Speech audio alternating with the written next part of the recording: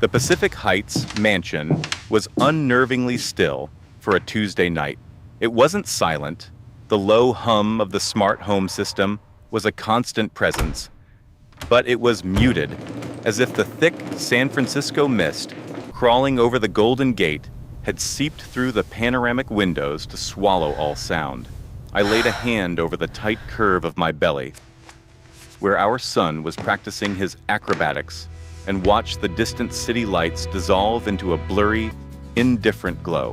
At 8 months pregnant, my ankles had vanished into soft, unrecognizable pillows. Tonight was supposed to be our night, the global launch of Odyssey, Arthur's magnum opus. A legacy-defining moment, he'd called it, adjusting his $5,000 cufflinks in the smart mirror that morning, his reflection looking more like a stranger than the man I married. Arthur's last message, going on stage, had arrived an hour ago. I'd sent a heart emoji back. No reply. He was busy, I told myself, drowning in press and investors. The air in the house smelled of the expensive jasmine he'd had delivered, and my own quiet dread. The launch was being streamed worldwide, a digital umbilical cord to the life I was supposed to be sharing with him. I pulled up the feed on our massive home theater screen, my actions feeling more like an obligation than a choice. That's when the moderator opened the floor to questions. "Arthur?" a journalist called out, her voice crisp through the speakers. I saw him on stage, a titan under the lights. Sharp suit, commanding presence, the unwavering confidence of a man who sold the future for a living. My heart did a familiar little leap of pride before my mind caught up to what my eyes were seeing. Arthur stood alone, but the camera panned to the audience. Maybe he really did miss me. Maybe all those late nights at the lab were just that. Maybe my fears were just a cocktail of hormones and isolation. Then I saw the front row, and I saw her. She wasn't standing next to him. She was seated in the place of honor, right next to his empty chair, waiting. She was positioned close enough to be his echo, close enough to be his stand-in. She laughed at a joke Arthur made, her head tilting towards his image on the giant screen with a look of proprietary delight. He glanced down from the stage and smiled right at her. It was the relaxed, unguarded smile I hadn't seen in a year. My breath caught, a sharp, painful little snag, as if the oxygen in the room had suddenly thinned. Around her, the tech world's elite buzzed with excitement, completely oblivious that my universe had just cracked on a 75-inch screen. The baby kicked, a hard jab right under my ribs. "Easy now, little one," I whispered, my own confusion making my voice shake. "Is that the new VP from Europe?" For a few seconds, I stopped breathing. I just sat there, my hand pressed to my stomach, my body a statue while my mind scrambled to construct a narrative that would shield me from the truth. Arthur was there, a king on his stage. He wasn't just near someone. And for one fragile, foolish moment, I let hope flicker. Maybe she was his designated corporate handler for the event. Maybe this was a strategic seating arrangement he hadn't thought to mention. Maybe in his closing remarks, he would thank his amazing wife, Eleanor, watching from home, making me a part of his triumph. I held on to that possibility like a drowning woman clinging to a splinter of wood, knowing it couldn't save me, but terrified of the abyss below. Then the moderator spoke again. "Arthur, you've mentioned your team, but we all know a project this monumental requires a true partner. Who was your rock through this?" He grinned, a smooth, media-savvy motion.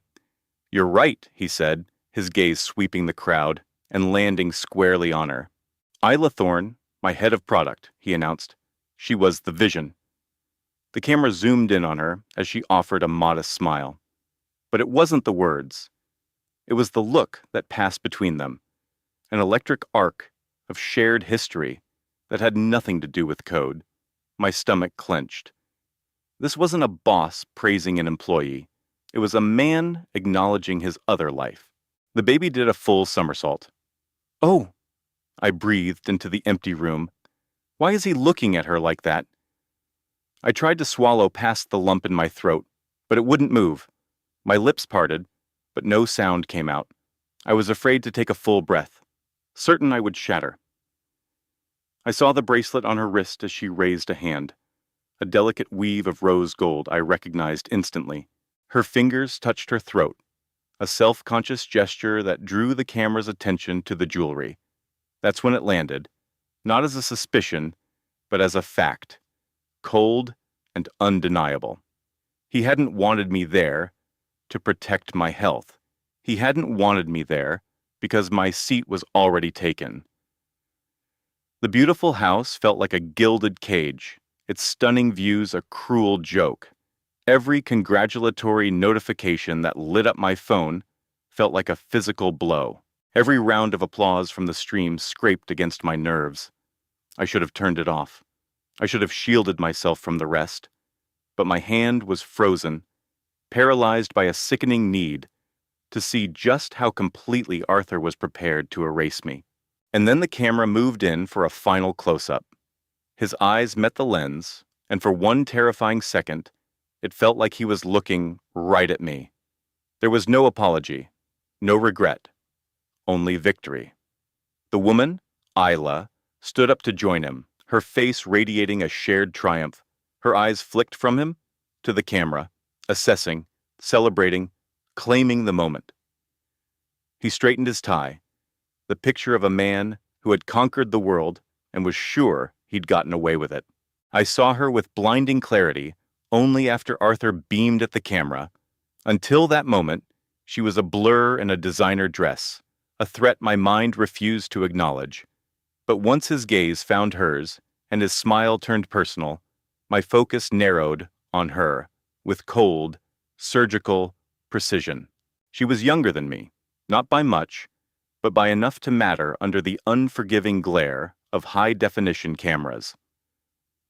She carried herself with a lean, hungry ambition, the kind of innate confidence that comes from never being told no.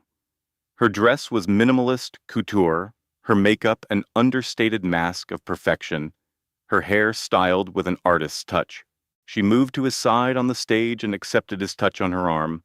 Her eyes scanned the lens as if she could see everyone watching from home. There was no hesitation in her posture, no hint of being a mere subordinate.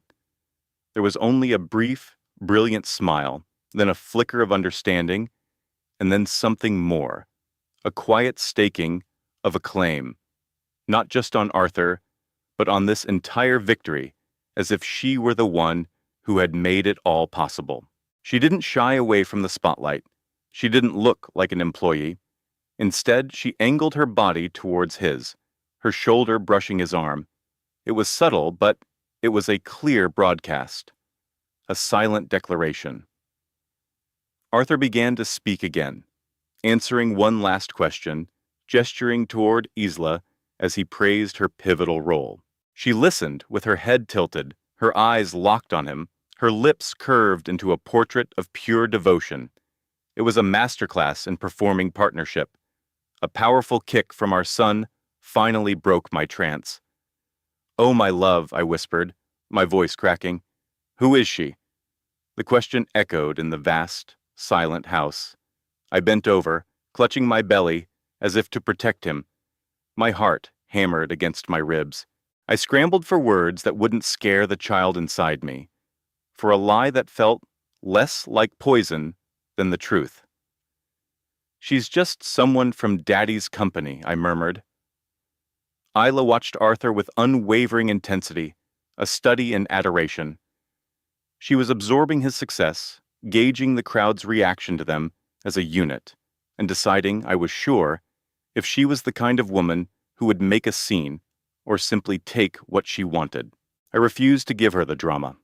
I pushed myself up, forcing my spine to straighten, forcing my lungs to draw even breaths. I met her gaze on the screen, a complete stranger who had just taken a sledgehammer to my life.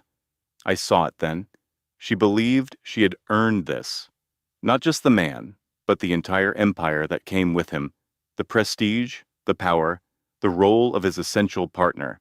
She didn't know she was just another acquisition in a portfolio that would demand a price she couldn't possibly imagine, and neither of us knew that this public betrayal was only the beginning. Arthur walked through the front door 2 hours later, riding a wave of adrenaline and triumph. He didn't rush to me. He didn't call my name. He didn't even seem to notice I was there at first. Instead, he tossed his keys into a crystal bowl, his confidence faltering only when he saw me sitting in the dark, waiting. His shoulders tightened, his expression shifting into the careful, placating mask he wore for difficult investors, the one designed to neutralize any problem. "Eleanor," he said, his voice low, cautious, "you're up. I was about to call you. The launch was a home run." "Not, I am so sorry." "Not, we have to talk. Not even, it's not what you think. Just a business update." I finally understood. He wasn't afraid of having broken my heart. He was annoyed that he now had to deal with the fallout. My phone had been buzzing for the last hour, a stream of texts from friends filled with fake enthusiasm and pity. The sheer normality of his entrance felt like an obscenity. Arthur glanced at the massive, dark screen on the wall, his jaw tightening as he put the pieces together. "I'm exhausted, Elle," he said, his tone hardening. "Let's not do this tonight." Do this. As if my pain was an inconvenient meeting he could just reschedule. The baby stirred, a silent witness looking for comfort. I felt his tiny foot press against my hand, anchoring me to a reality far more important than Arthur's lies. "You didn't tell me your head of product was your +1, I said, my voice dangerously calm. It was shocking how even my voice sounded. Marcus took a sharp, angry breath, a flash of pure annoyance in his eyes before he masked it. "It's not that simple, Izzy." That was his fatal error. Not simple was the excuse men like him gave, when the truth was both cheap and ugly. He glanced back toward the stage entrance. Sasha, as I now knew for certain, wasn't there, but her digital ghost filled the space between us. "We can talk back at the hotel. I don't want you getting stressed in your condition." Something deep inside me turned to ice. He was already using our unborn child as a shield, framing my valid reaction as a danger to the baby, a hormonal episode that he needed to manage. "I think I'm composed enough to hear whatever this is," I said. For the first time all night, Marcus's gaze dropped to my pregnant stomach. "Isabella," he said, forcing a gentle tone that never reached his eyes. "Let's not be dramatic." I didn't respond. I simply stared at him with a look I barely recognized as my own. It was quiet, piercing, and completely shattered. Sasha had been so poised on the live stream, the picture of corporate success. The message on the screen was no longer an accident. It was a carefully deployed public announcement. Marcus straightened up, his voice becoming firm. "We will discuss this when you are being rational." "We'll discuss this in private," he declared, the words an executive order, a problem already solved in his mind. And in that moment, I saw the exact man Marcus became when the world didn't instantly conform to his plans. A man who used calmness as a weapon. A man who confused a lack of screaming for acceptance.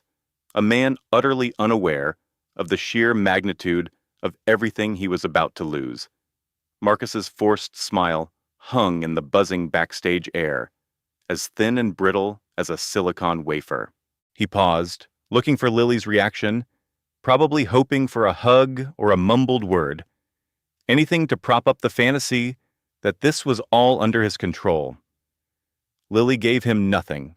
She just looked up at her father with those clear, steady eyes that had already learned to look past easy explanations. I felt her small hand pull away from mine as she took a small step forward, no longer needing me for cover. "Daddy," she said, her voice small but unwavering. Marcus's shoulders relaxed a tiny fraction. a hint of relief flickering across his face. Yes, sweetie. Lily paused. I could almost see the thoughts lining up in her young mind, serious and methodical. She wasn't throwing a tantrum. She wasn't crying. She was just a little girl trying to solve a puzzle her parents had just broken. Is she the reason you missed my dance recital? She asked, tilting her head toward Sasha. Because you had to work on the new project with her? The words were devastatingly simple. They carried no anger, no accusation, just a child's honest effort to connect the facts she had. The effect was immediate. Every ounce of color vanished from Marcus's face. His mouth opened slightly, then snapped shut. Whatever platitude he had prepared for me, whatever narrative he thought he could sell, it all disintegrated under the weight of that one truthful question. Beside him, Sasha went completely still. For the very first time, her flawless corporate poise developed a hairline crack. Her eyes shot to Marcus, waiting for him to manage this, to fix it, to protect the perfect image she had just become a part of. He said nothing. The low hum of the backstage crew faded. People slowed their pace, pretending to check equipment while their ears strained to hear. The entire area seemed to hold its breath. That's not, Marcus started, but his voice broke. He swallowed, the sound echoing in the new silence. It's a lot more complicated than that. Lily's brow crinkled. It didn't look complicated. A knot formed in my stomach. I fought the instinct to pull my daughter back, to shield her from the heavy quiet that followed, from the truth her father was too much of a coward to say out loud. But something told me to stay right where I was, to let this moment happen exactly as it was meant to. Marcus knelt, his movements robotic and awkward. Lily, grown-up things can be hard to understand, he said, his voice tight with strain. Sometimes, people make very big mistakes. Lily tilted her head. Then why do you look so scared, Daddy? That was it. Marcus froze, his hands hovering uselessly in the air. He looked precisely like what he was. A man trapped not by an angry wife, but by the devastating clarity of his own child. Tears burned the back of my throat, but I would not let them fall. This moment was not about my sorrow. This was the moment his daughter finally saw him for who he was. And Marcus knew it. As his eyes rose to meet mine, a wave of pure shame finally overpowered the fear in them. And for the first time all evening, he understood that something fundamental had been destroyed. No matter how he tried to spin this later, no matter what story he concocted, the truth had already been told, and it hadn't come from my lips. Marcus pushed himself to his feet, his face hardening as if bracing for an impact. The shame Lily had exposed was gone in a flash, replaced by something colder, more practiced. I recognized that look. I had seen it during late-night disagreements, when he knew he was wrong on the facts, so he switched to sheer intimidation. Okay, he muttered, pulling at the lapels of his $1,000 blazer. His voice dropped into the low, commanding tone he used for hostile takeovers. That is enough of this. Enough. Not, I am so sorry you had to witness that. Not, I can't believe I let this happen. Simply, enough. He scanned the area, painfully aware of the lingering stares from investors and rivals. He leaned toward me, his voice a harsh whisper intended only for me to hear. You do not need to create a scene, Isabella. Let's discuss this later, like rational people. I felt my breath catch. I saw precisely what he was doing. He wasn't talking to me as his wife. He was assessing me as a business liability, a risk to his reputation that had to be neutralized before I did any more damage. No one is creating a scene, I answered, my own voice just as quiet. This is the scene, Marcus. His jaw locked. You're getting emotional, he hissed, his lips barely moving, and Lily doesn't need to be around it. The words were strategic, engineered to hurt. You're emotional, you're unstable, You are the source of the danger. A hot wave of disbelief and rage washed over me. For years, I had made my world smaller to make his life run smoothly. I had swallowed arguments, postponed tough talks, and convinced myself that my support was a strength. And now, backstage at his biggest triumph, with our daughter between us and our second child on the way, he was trying to paint me as the one who was out of control. Lily instinctively leaned against my leg, her small body feeling the change in the atmosphere. She wasn't looking at her father anymore. She was looking at me. Sasha shifted on her expensive heels, her unease now obvious. This was not the smooth transition she had imagined. This was chaotic, public, and painfully real. "Marcus," I said, my eyes locked on his, "you don't get to manage this moment." His face turned to granite. "I'm trying to protect my family." It was the most profound lie he had ever told me. He wasn't protecting Lily. He absolutely wasn't protecting me. He was protecting the flawless brand of Marcus Thorne, the visionary who believed that if he spoke calmly enough, quietly enough, and rationally enough, reality itself would have to obey him. I knew then that this wasn't just about an affair. It was about his suffocating need for absolute control. And for the first time, a strange quiet settled over me, and my hands were perfectly still.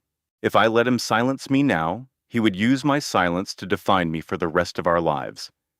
And whatever happened next, I would not allow that. Not for me, and definitely not for our daughter. Sasha was the one who pulled herself together first.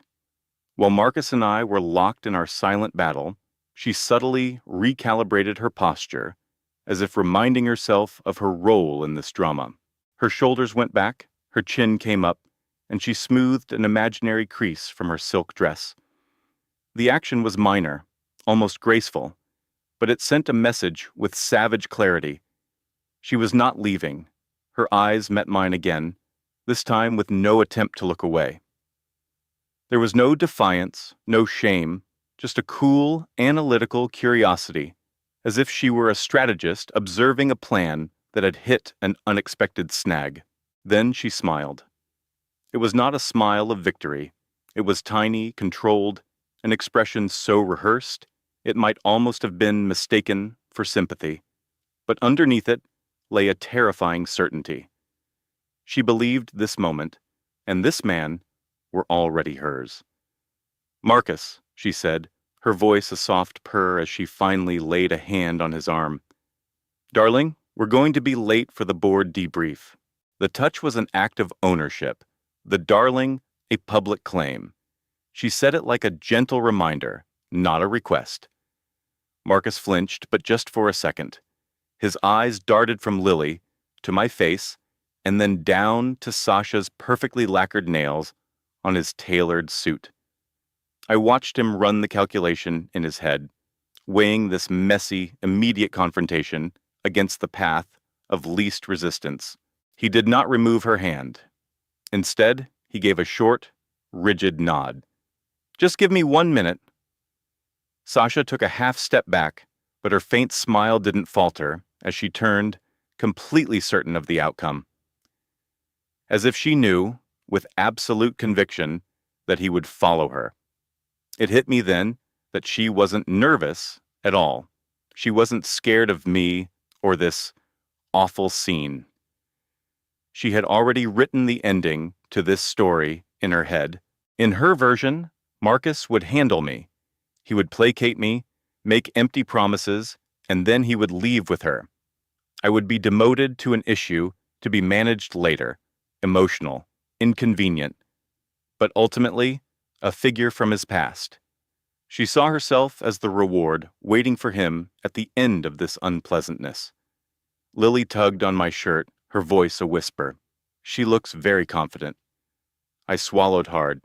"It's a look of triumph," I observed, my voice surprisingly steady. Marcus stopped, his hand on the doorknob, and turned. The impatience in his expression was quickly masked by a practiced concern. "Isla, darling, we can figure this out Later, I promise. Just let me handle this board meeting. Please. That please was a command, not a request. I glanced past him to the framed photo on the wall, the one of us on our honeymoon, and saw two strangers.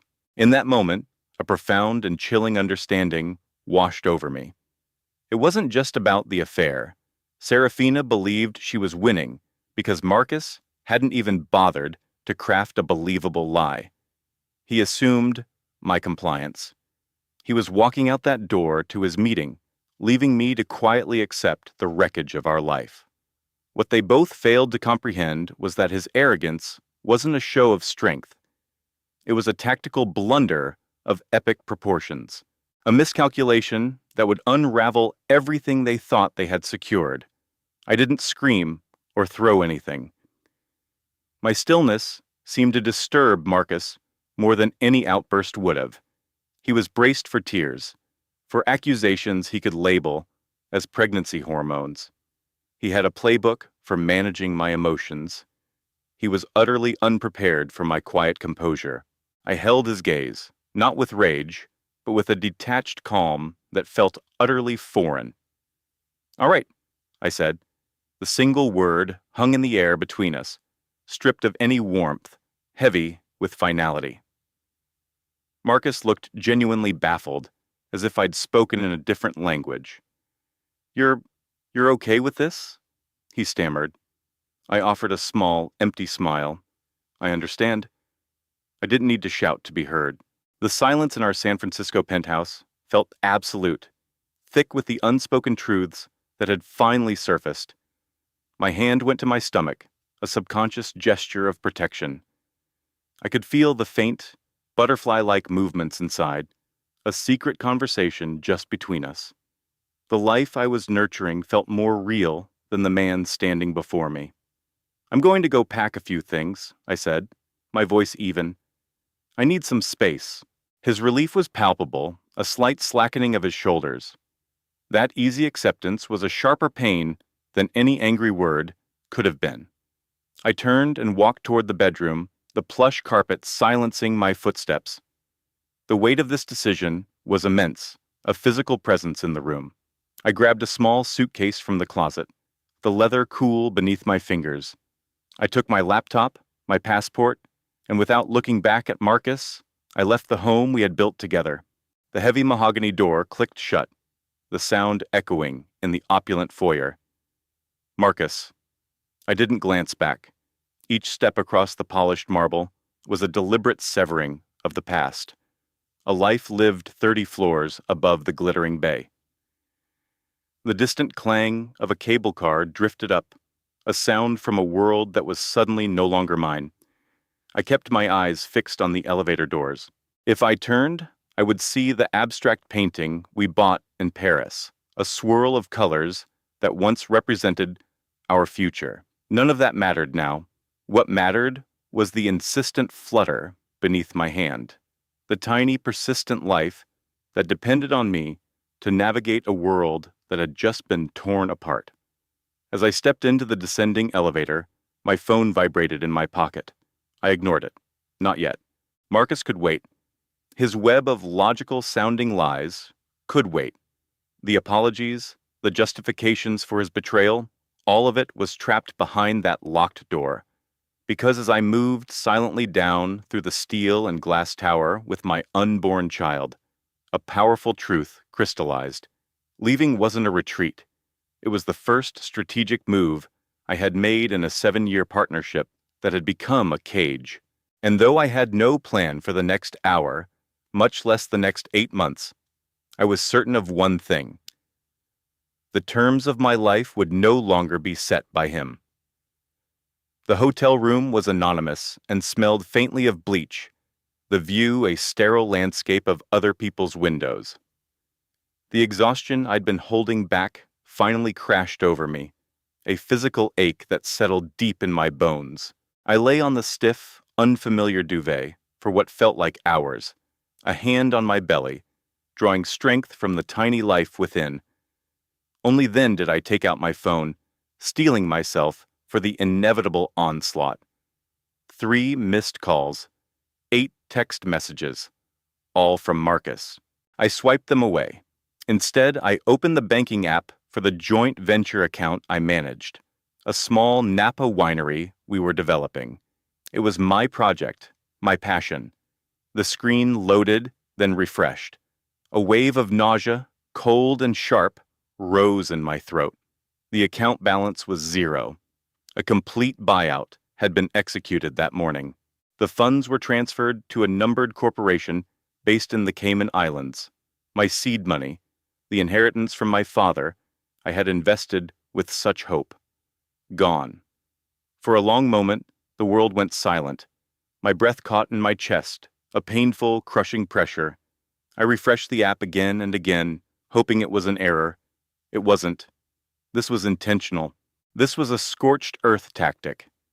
My fingers trembled as I tried to log into our shared credit line. Access denied.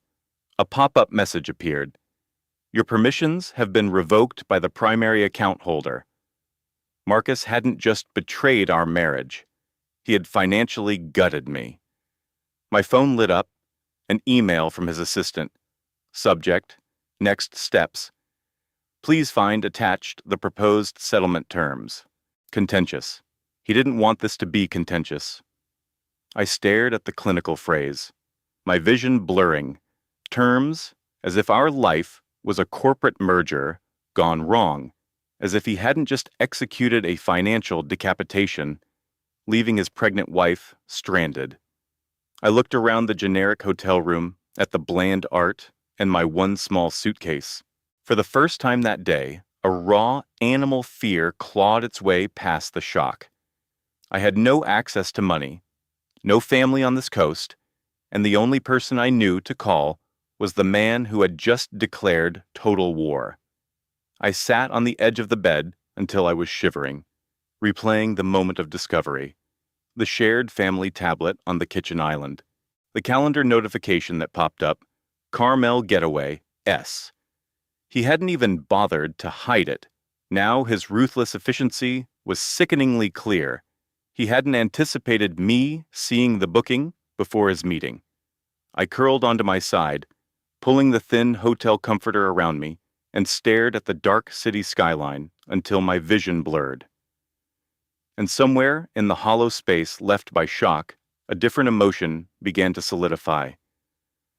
It was cold, sharp, and unfamiliar. It was resolve, because if Marcus believed that seizing my assets would render me helpless, he had forgotten about the one thing he could never control. The woman I was about to become, now that I had absolutely nothing else to lose. Dawn broke over the city, casting long shadows into the room. It felt too bright, too normal for the reality I now inhabited. The baby moved, a gentle roll that reminded me I was fighting for two. I made myself get up, shower, and order breakfast, each action deliberate and measured. I sat at the small desk and opened my laptop, my hands perfectly still. Marcus had sent another email himself. The subject was chillingly detached. Logistics. My heart hammered against my ribs as I opened it. He wrote about mediation, prenatal stability, and the importance of a calm environment for the child. He cited his demanding schedule as a venture capitalist and my sudden lack of financial resources. Then came the sentence that felt like a physical blow. To ensure there are no misunderstandings during this emotional time, I request we keep all communication in writing. He was documenting my supposed instability. He was already building a case. I scrolled down, my teeth grinding together. He offered a generous allowance through the end of my pregnancy. He suggested I look for a more sustainable living situation. Every precisely aimed attack was disguised as rational concern. He never mentioned Serafina. He never mentioned the money he'd stolen. This wasn't a divorce. It was a hostile takeover of my life. I closed the laptop, staring at my reflection in the dark screen. My face was pale, my eyes shadowed, but they held a new, hard light. For years, I had interpreted Marcus's ruthlessness as ambition, his secrecy as a need for privacy. I had been a fool. A knock at the door made me jump. I peered through the peephole and saw the cleaning staff. I shook my head and slid the security latch across, the sound loud in the quiet room. A profound sense of isolation washed over me. I needed an ally. I dialed my sister in London, my fingers feeling thick and clumsy. Isla, it's the middle of the night. What is it? I told her everything, the story tumbling out in a broken, breathless rush. Zoe listened, her silence absolute. When I finally ran out of words, the transatlantic hum on the line was the only sound. Then she spoke, her voice sharp with fury. He always did this, she said. He controlled every narrative. But Isla, answer me honestly.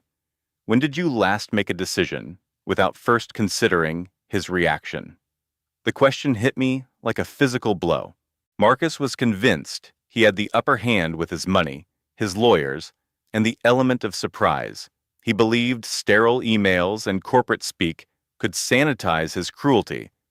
What he failed to understand was that by turning our marriage into a business transaction, he had stripped away all emotion, giving me the cold, hard clarity I desperately needed.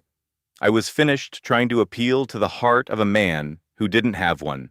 And if he wanted a war fought on paper, then I would arm myself, I would be strategic, and I would be done playing the role of the supportive wife. My sister didn't offer sympathy. That worried me far more than any emotional outburst would have. She was a corporate lawyer in the city of London, brutally pragmatic, and her silence was the sound of 100 legal strategies being weighed and discarded. I paced the length of the small hotel room, the phone hot against my ear, waiting for her verdict on the ruins of my life. She was assessing risk, identifying leverage points, calculating the opening moves. When she finally spoke, her voice was quiet and lethal. Isla, he isn't just trying to leave you. He's building a case to prove you're an unfit mother. Zoe, what am I going to do? I asked, my own voice a shredded whisper. Sophie's voice was quiet. When you two got married, did he have you sign a prenuptial agreement? The question landed like a stone. I did, I confessed. His family's attorneys were adamant about it. It just seemed like a formality. A lump formed in my throat. He had been setting this up from the very start, before I even had his ring on my finger. My hand trembled as I reached out to steady myself against the wall. You did nothing wrong, Clara, Sophie insisted, her voice unwavering. You loved him. That isn't a flaw. She took a steadying breath. But he sidestepped my actual question, she went on. He gave you instructions. He told you what was required. But in all that time, did he ever once pause to ask you what you needed? The heavy silence that hung in the air was all the answer she needed. No one ever thinks to ask what you need, Clara, Sophie said gently. Her words cracked something open inside of me. I sagged against the cool drywall, shocked not by the truth of it, but by the realization that I had never, ever recognized that massive void in my own marriage.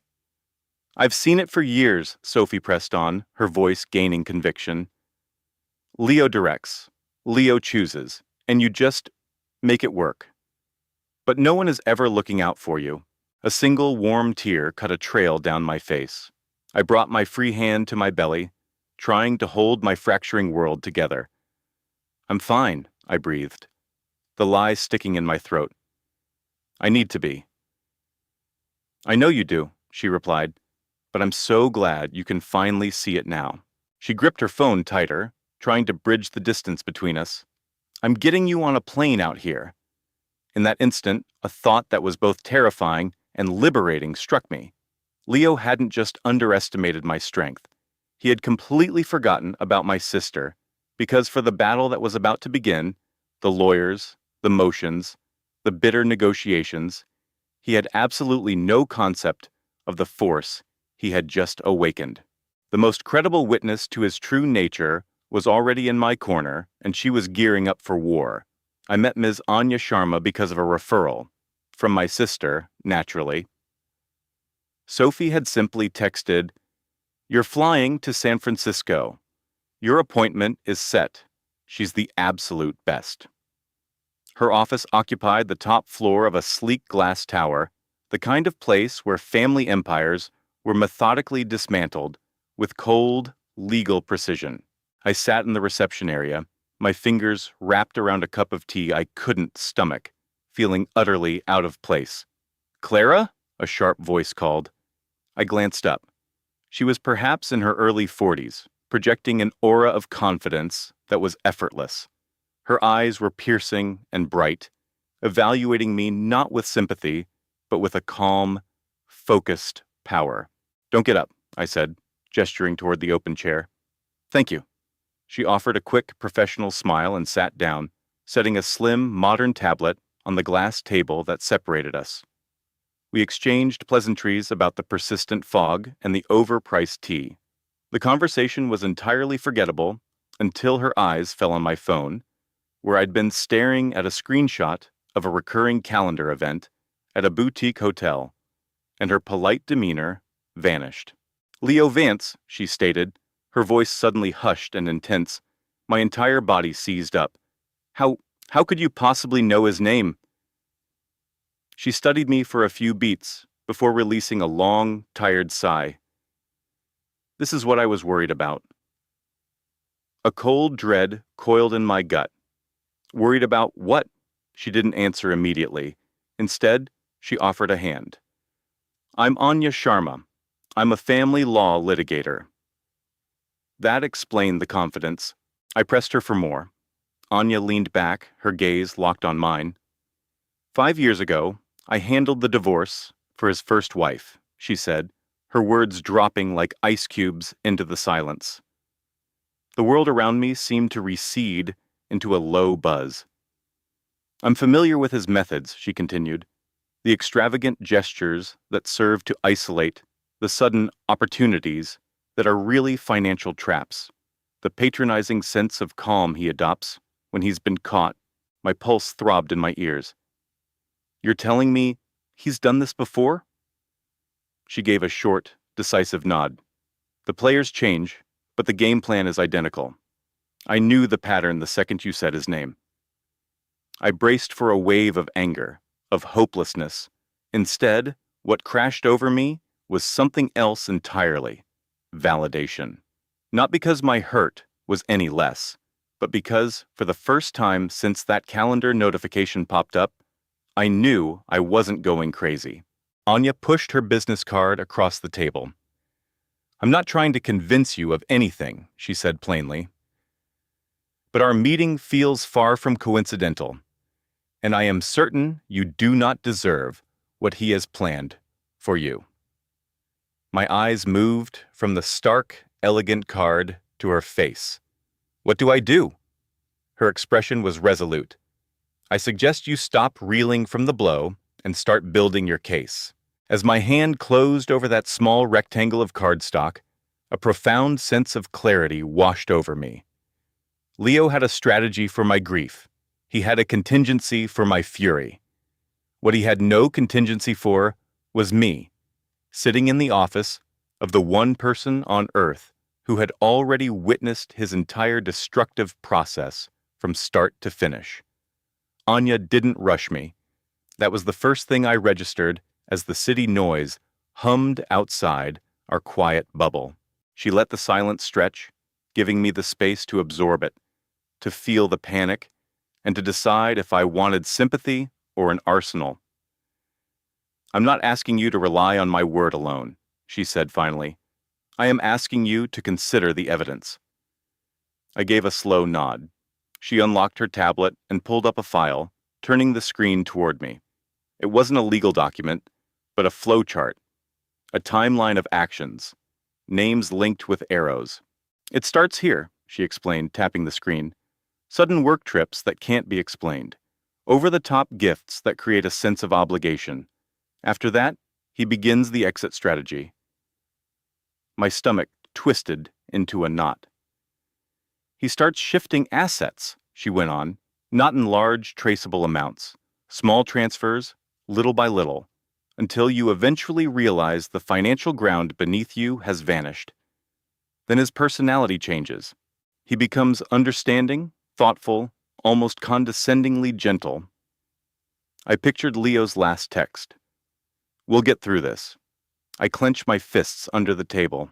"And the pregnancy?" I asked, my voice barely a whisper. Anya's face turned to steel. "The baby is his endgame.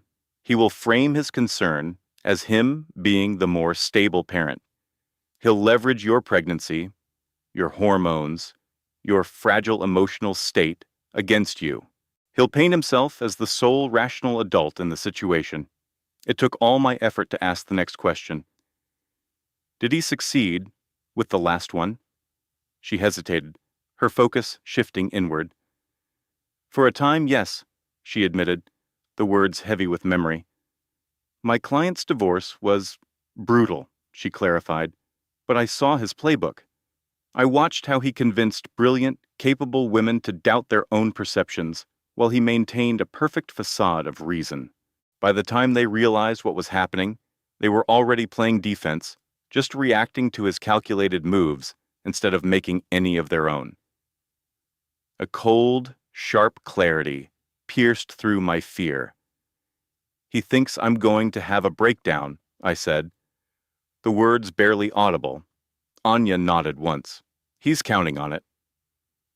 I looked back at the screen, at the terrifyingly familiar pattern laid out before me. The sight was both horrifying and empowering. "Isabel," I said suddenly, "the venture capitalist, does she know any of this?" Anya gave a slight, humorless smile. "She knows the version he's given her, that you're unwell, that the marriage is complicated, that he's handling everything." The feeling in my chest wasn't envy. It was a bizarre and unexpected wave of pity. "She thinks she's different," I said. "They are always convinced they're the exception," Anya confirmed. I sat back, the events of the past month clicking into sharp, ugly alignment.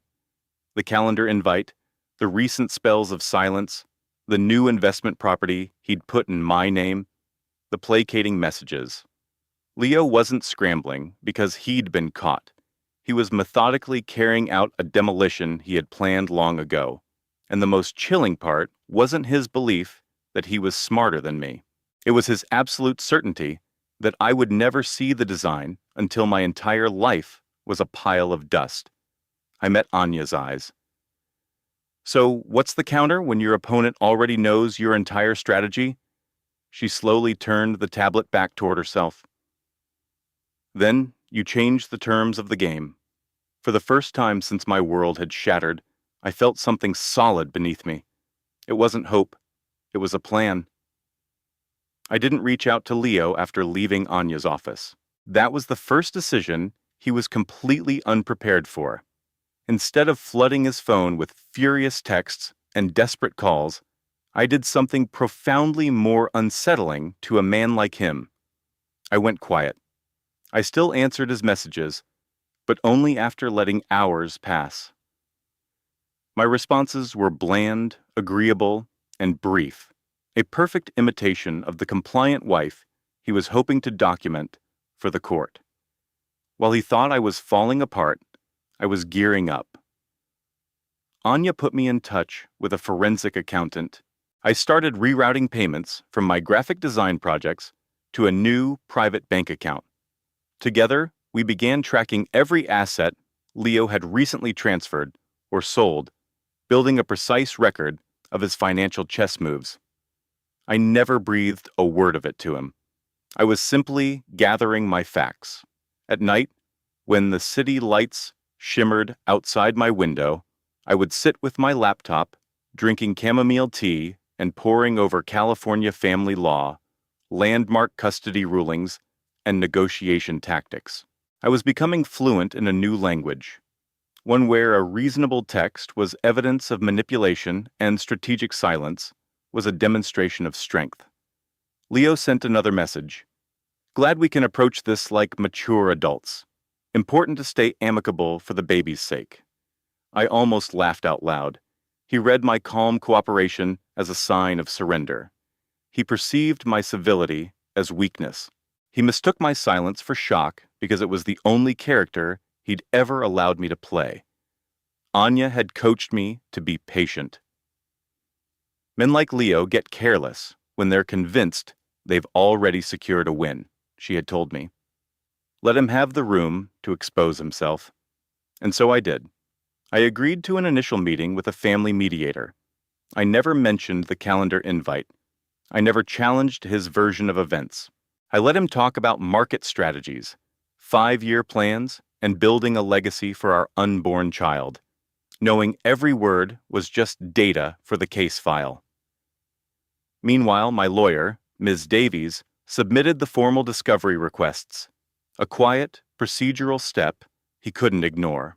When the financial records came through, his plan was laid bare. Alistair hadn't just moved money. He had meticulously erased it. There was a chain of newly registered holding companies and assets offloaded for pennies on the dollar, all engineered on the belief that I wouldn't know which server to check until it was too late. Ms. Davies looked at me across her glass desk. "This is a fortress." I nodded. "I know." What Alistair never understood was that this was never about burning him down. I had no interest in a public takedown or a dramatic confrontation. I was building a case so airtight that he would have no leverage, no loopholes, no exit strategy. Every condescending text he sent explaining venture capital to me became an exhibit. Every attempt to frame me as the hormonal, irrational pregnant wife just reinforced his own pattern of manipulation. And bit by bit, without raising my voice, I was quietly writing myself out of the disastrous narrative he had planned for me.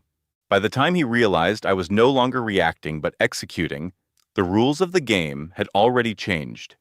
This time, I wasn't just a user in his system. I was the one with admin privileges. Chloe called me 3 days later. The number came up as blocked on my burner phone, and I almost ignored it. But a strange feeling made me answer. "Hello?" she asked, her voice tight with a forced brightness. "It's Chloe.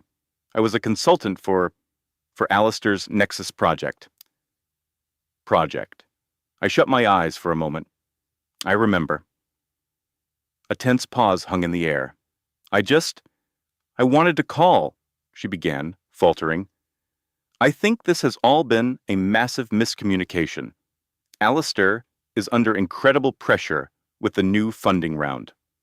I said nothing, giving her the space to fill the silence. Her words spilled out, a well-rehearsed pitch about difficult optics and complex stakeholder relationships, and how no one intended for there to be collateral damage. It was the kind of corporate spin designed to de-escalate a situation without admitting fault. Then, the polished veneer started to crack.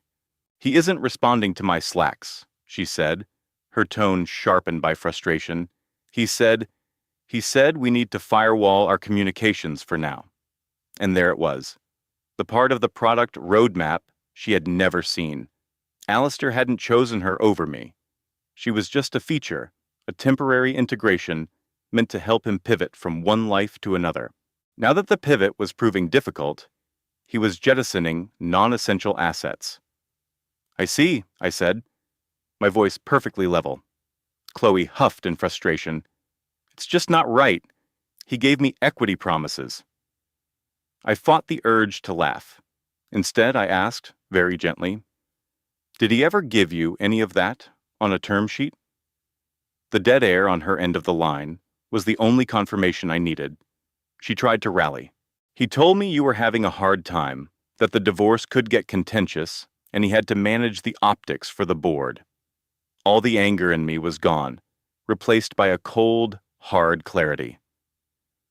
"He tells everyone that," I said. "It's his standard operating procedure when he needs you to accept his version of reality." I could hear her sharp intake of breath. What is that supposed to mean?" she asked. I chose my next words carefully. "It means that if he truly intended to build a future with you, he would be building it, not just running simulations." Another pause, longer this time. "And he's not," she whispered, the realization dawning. No, I confirmed. He's not. We hung up a few moments later. There were no accusations, no final bitter words, only the quiet hum of a woman realizing she was just a line item in a budget. That night, Ms. Davies forwarded an email. Alistair's legal team had filed a motion to delay, citing unforeseen market volatility affecting his personal assets. He was scrambling. Chloe had believed she was the flagship product, the upgrade, the IPO. She never grasped that for men like Alistair. People aren't replaced with better models. They are replaced with more convenient ones. When the pressure rose, he did what he always did. He isolated the problem. Alistair's universe didn't implode in a single, fiery crash. It started to corrupt, the way his deceptions always did. In encrypted messages and server logs, he was sure no one would ever have the clearance to access. But this time, his carefully architected firewall didn't protect him. It trapped him. Ms. Davies, my lawyer, called me on a Tuesday. The forensic accountants found the payment logs to the Shell Corporation, she said, her voice all business, and they've tied the lease to Chloe. I stood in my new, smaller kitchen, watching the fog obscure the San Francisco Bay, a city that had already forgotten the tech CEO who once promised to reshape it. So, what happens now? I asked. It means his fiduciary duty has been breached, she replied. Once that's on the record, his entire reputation is compromised. Alistair missed a key product launch, then another. His board of directors granted him one extension, then refused a second. Every missed deadline triggered another audit clause. Every audit pulled another one of his secrets into the light. At his deposition, he was arrogant, dismissive, his usual slick presentation, worn thin by an anger he could no longer hide.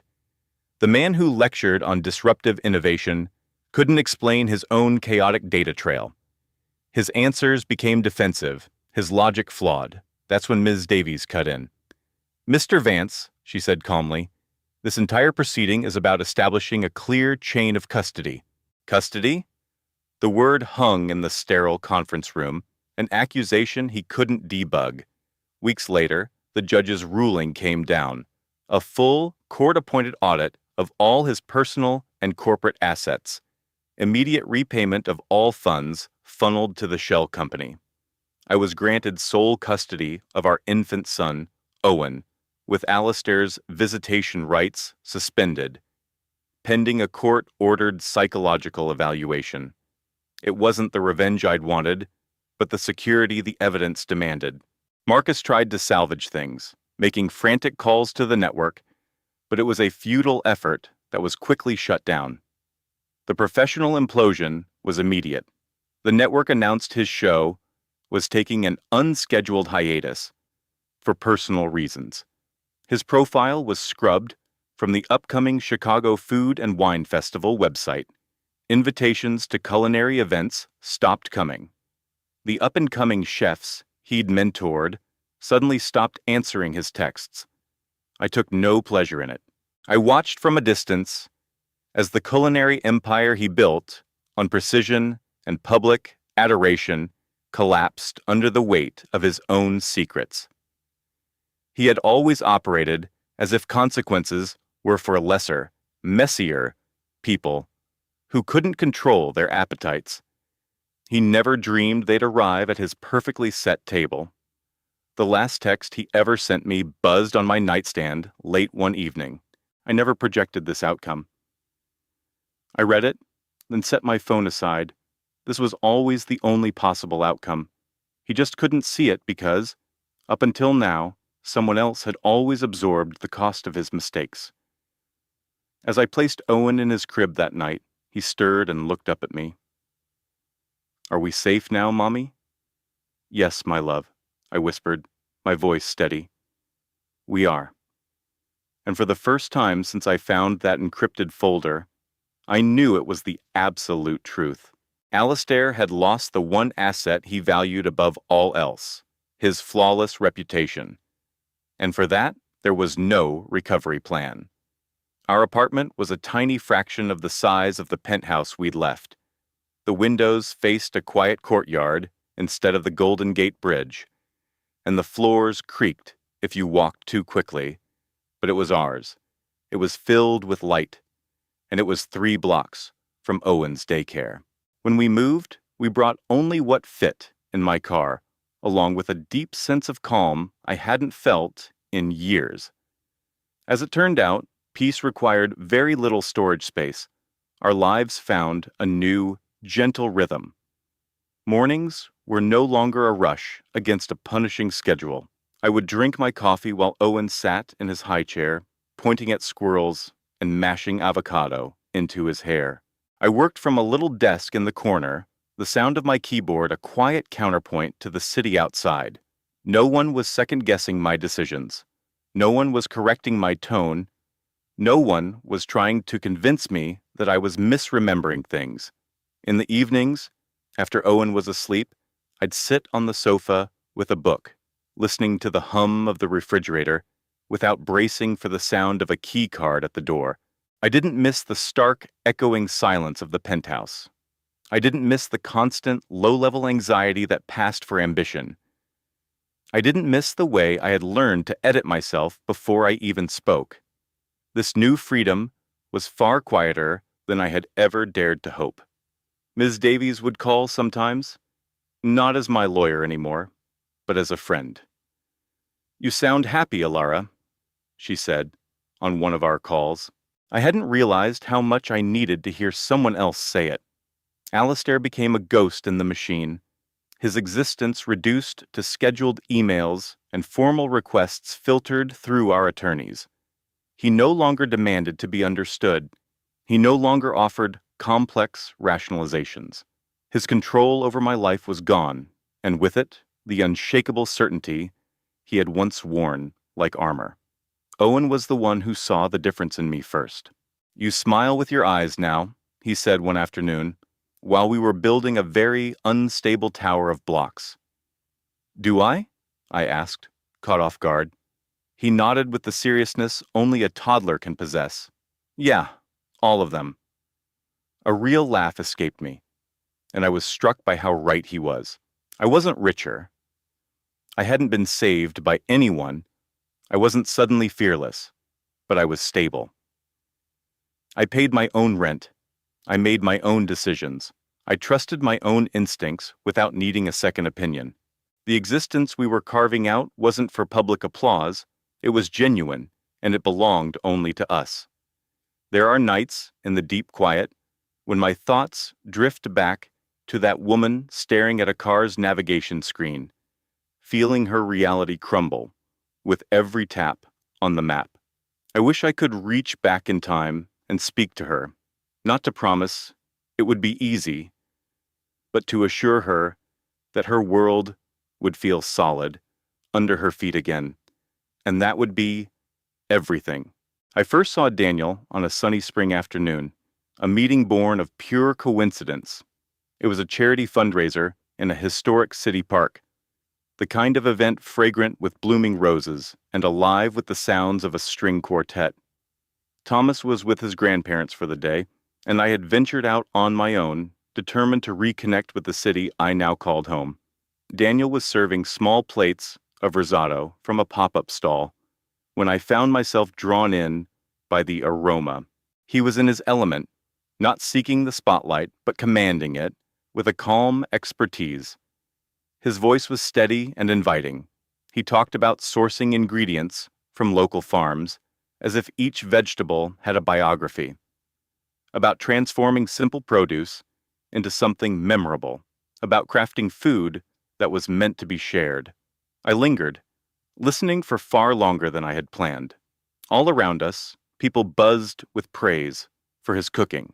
I was admiring the perfect swirl on a beet puree when he approached me. "Hope you're enjoying it," he said, his smile reaching his eyes. "It's incredible," I said. "It tastes authentic."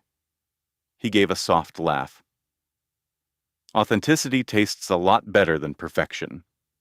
We chatted for a bit about the city, the challenges of running a small restaurant, about nothing in particular.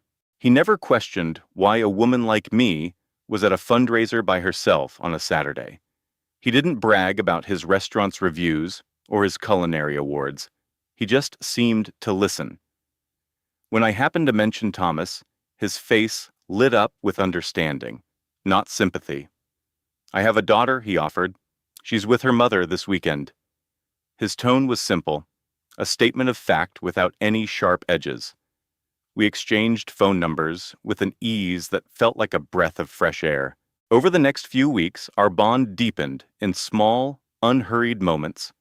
A text with a photo of a misshapen carrot, an espresso at his quiet restaurant before the dinner rush, a shared silence overlooking the bay that felt full, not awkward. He never pushed for details, never tried to uncover my story, never expected more than what I freely offered. Then one evening, sitting on a bench as the fog rolled in, he said something that settled deep in my bones. "I'm not trying to fix your past," he said, his gaze on the distant lights of the bridge. "I just want to be part of a future you're excited about." It was the absolute opposite of everything I had experienced with Arthur. He wasn't trying to redesign my soul. He wasn't in a race against my memories. He wasn't promising some flawless, happily ever after. And for that reason, the walls I had so carefully built began to feel less necessary around him. Daniel wasn't a reward for my endurance. He was a quiet path that appeared only after I had learned to lay my own groundwork. And for the first time in a long time, that felt like a secure place from which to consider building something alongside someone else. We were deliberate. That was the unspoken agreement between us from the start. Life had already taught us both the danger of confusing intensity with true connection. So we moved with purpose, letting trust grow in the quiet intervals of our lives.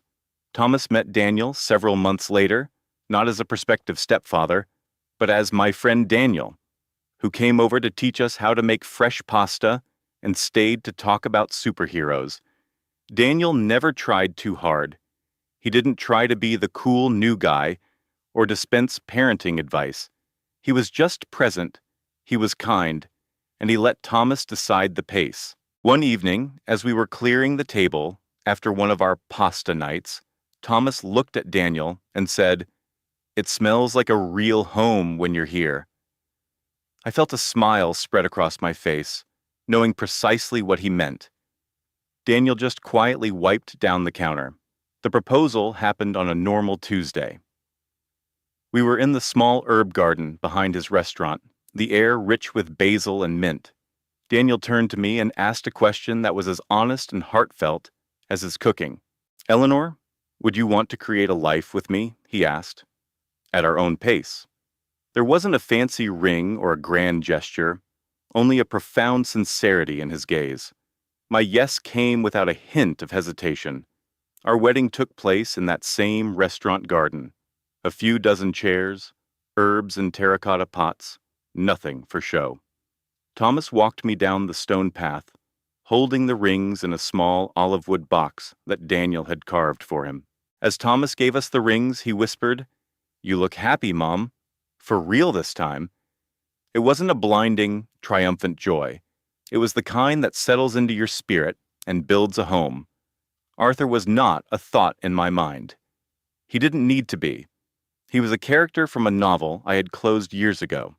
As Daniel and I exchanged our vows, we made no grand promises of a life free of hardship. We promised only to be kind, to be truthful, and to be there for one another, especially on the difficult days. Later, as the evening air grew cool and the sound of our friends' laughter filled the garden, Thomas came and hugged us both. "This feels right," he said. That was the only validation that ever mattered. The life I had lost, the one defined by penthouse views and society columns, had once felt like the entire universe. But standing there, my shoes off in the soft soil, surrounded by people who loved the person I actually was, I finally saw the truth. My old life hadn't been shattered. It had been cleared away to make room for something better. And what grew there in its place was not a sense of victory or revenge. It was a sense of peace.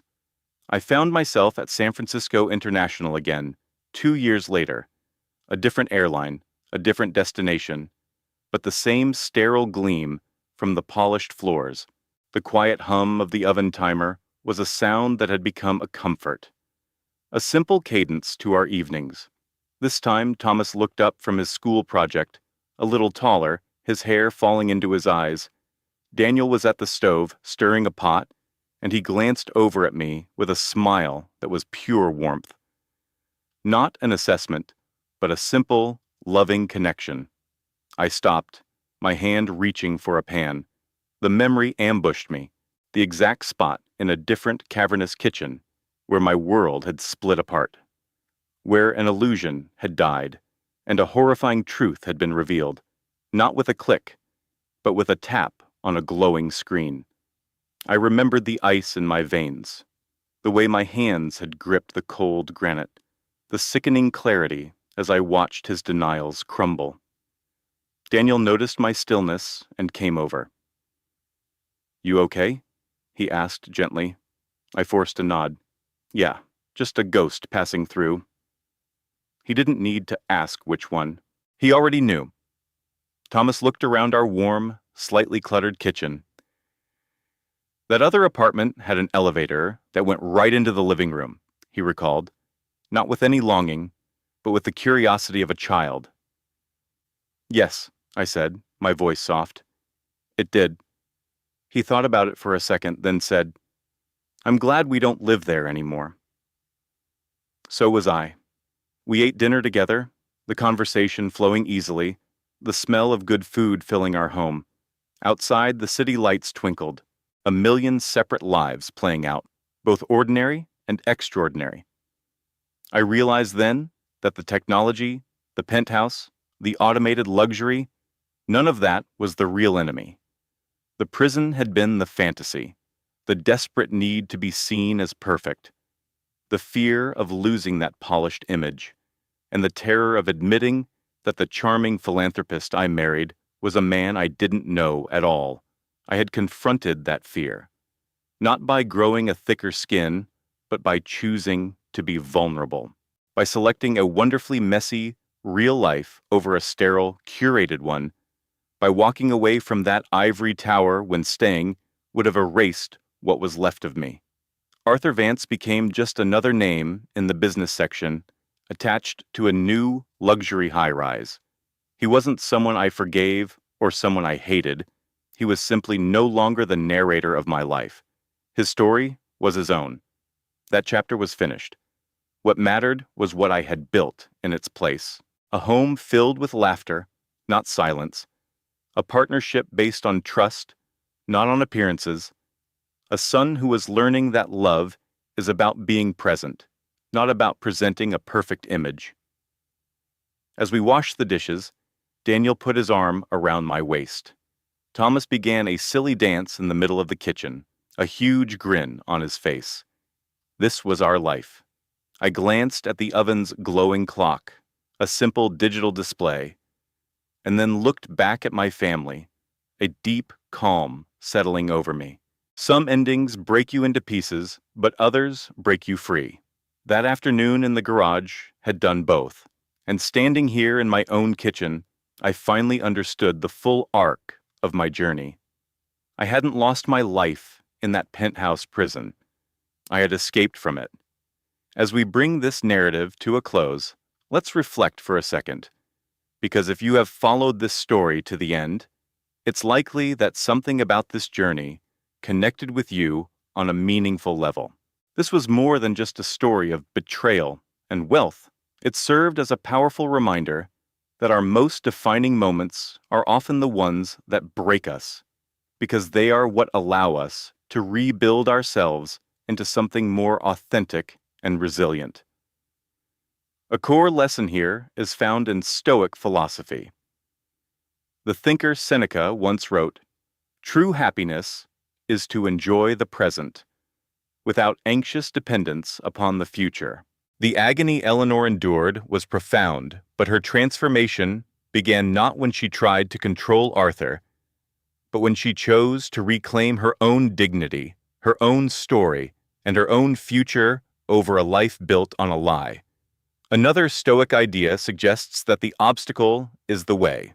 The car's GPS, the high society pressure, the infidelity, all of these things became the fuel for her healing, not merely the source of her pain. This story shows that walking away from a life that appears flawless to the outside world is not an admission of defeat, and choosing a simpler existence is not a downgrade. Often, the bravest thing we can do is to exchange a comfortable fantasy for a challenging reality. So, if this story resonated with you, if it mirrored some part of your own life, please remember that you are not on this path alone. Take a moment to like this video, share it with someone who might need this message, and subscribe for more stories. Your story and your journey within this community are profoundly important, and your own narrative is still being written. The following is a work of fiction created solely for storytelling and emotional exploration. While it takes inspiration from real-life situations and universal human challenges, such as relationship dynamics, family difficulties, and personal growth, all characters, events, and scenarios depicted are entirely fictional. Any similarity to actual persons, living or dead, specific locations, or real-life events is purely coincidental. The goal of this content is not to present factual claims, offer legal guidance, or make accusations in the real world. Instead, it aims to investigate emotional truths and life lessons through the medium of narrative. Viewers are encouraged to experience the story as a dramatized scenario intended to provoke thought, empathy, and self-reflection, rather than a literal documentation of real people or events. This content is not designed to promote harm, distribute misinformation, or participate in defamation. It is shared for the exclusive purposes of entertainment, discussion, and the cultivation of emotional connection.